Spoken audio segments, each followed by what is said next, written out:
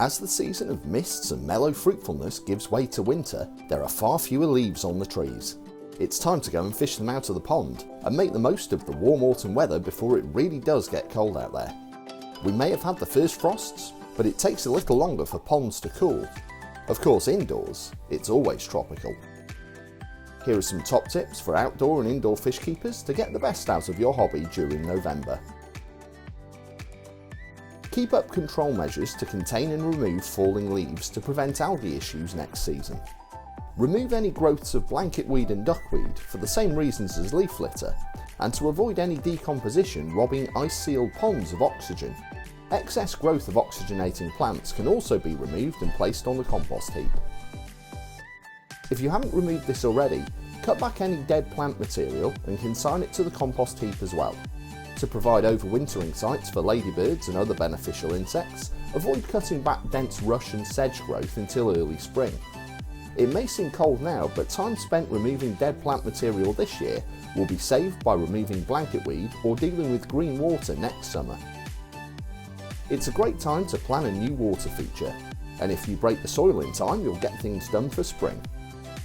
Consider a preventative treatment for parasites or any lesions whilst temperatures remain high enough for medications to be effective.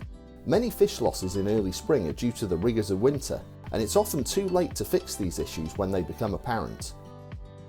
Towards the end of the month, raise pumps from the bottom of the pond to restrict turnover and ensure some undisturbed water at the deepest point of the pool where fishes can rest. Before winter tightens its grip, there'll be a bit more hardware maintenance to carry out next month. Make sure you use a low temperature fish food. Fish will struggle to digest summer foods in cold water, and this can lead to digestive problems.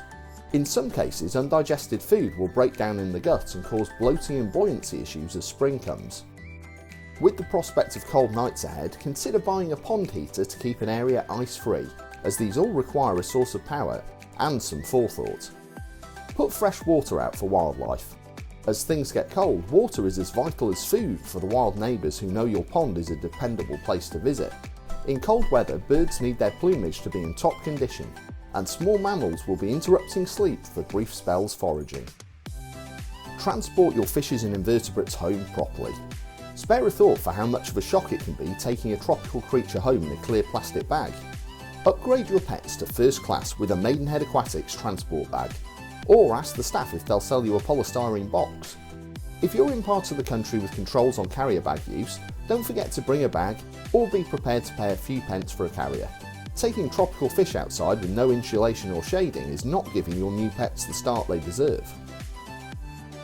Prepare for the holiday season.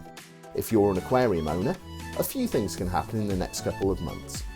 Aside from dropping obvious hints about a bigger tank or a new filter, consider stepping up your maintenance regime to accommodate weekends away. Holiday and auto feeders can help, as can a well-trained friend or neighbour with access to the odd emergency spare part or heater. A fish is for life. If you're planning an aquarium as a gift, consider it now, as a new tank is unsuitable for new fish, and it'll be you that has to live with disappointed loved ones. No amount of pleading will change the fact that things need a bit of time to mature before the big day. Adding maturation agents such as Microblift Night Out 2 will help get things started in the right direction. We often see rare and expensive fish, but every species is special with its own tale to tell. Take a bit of time to find out about the ancestral home of your favourite fish, and see if you can alter anything to make it feel more at home. Most fishes are captive bred, and many forms don't exist in the wild. We've all got wild relatives somewhere, and generations of captive breeding doesn't mean that it won't make your pets feel more at ease. With dark evenings comes the opportunity to spend time reviewing your aquarium and problem solving. What would you change?